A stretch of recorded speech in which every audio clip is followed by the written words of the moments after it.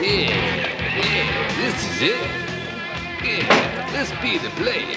Garbage Pail Kids was both a box office bomb and whipping boy for film critics. It was based on the insanely popular chewing gum trading cards and stickers that adorned my school's lockers and toilet cubicles. Garbage Pail Kids was conceived as being a spoof of Cabbage Patch Dolls, a toy line that caused riots in the run-up to Christmas in 1983. The sometimes violent, often disturbing, and plain gross led to them being banned from school playgrounds all over the world. Time has been kind to them, and the art style is just fantastic, drawing influence from old horror films, celebrities, pop culture, and bodily functions. The series was revived in 2003, tapping into our universal obsession of everything retro 80s. The film is about Dodger, a young teenager who works in Manzini's antique shop. He never goes to school and seemingly doesn't have any parents. Dodger gets regular beatdowns for inexplicable reasons from much older kids. I say kids, grown-ass men and women. After a fight in Manzini's, the Garbage Pail Kids get awakened, Gremlin style. Dodger tries to date older, fashion-obsessed Tangerine. He tries to win her over with the Garbage Pail Kids' custom fashion designs that he passes off as his own. What a sneaky little bastard. The bullies are of course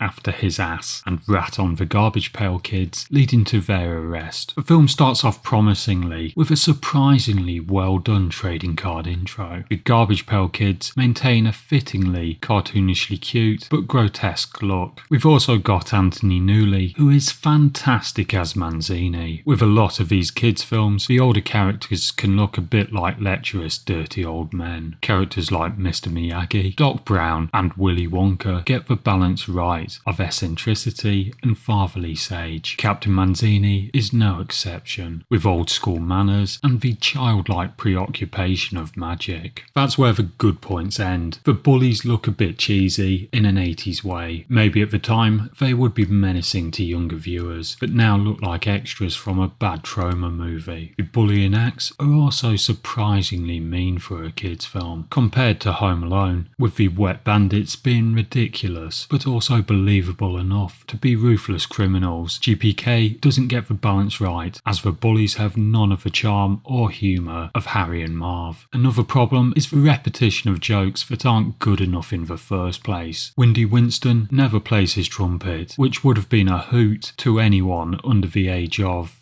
46. Instead we get comedy fart noises, and that's it. Nat Nerd, who constantly pees his pants, had potential for comedy. Then we have snot and vomit jokes, which just don't work. Kids love gross out humour, but it has none of the wit of the Captain Underpants books or Doc crocking round the bend. What should have been a vulgar, anarchic experience is a dry, by the numbers, largely family friendly film. The worst thing about it is Gremlins, Legend and Ghostbusters were all out before this one, and are love letters to the horror films and B-movies the directors and writers grew up on. Garbage Pail Kids is 80s nostalgia personified, from the frankly laughable 80s fashions, the animatronic effects, to the dodgy synth pop soundtrack. It's nowhere near one of the worst films of all time, or even one of the worst kids films, but it's films like this that show us just how difficult it is to craft a kids film, and just how rare great family-friendly films like Ghostbusters, Gremlins, Matinee, and the less kid-friendly Monster Squad are. Watch those instead of this oddball curiosity.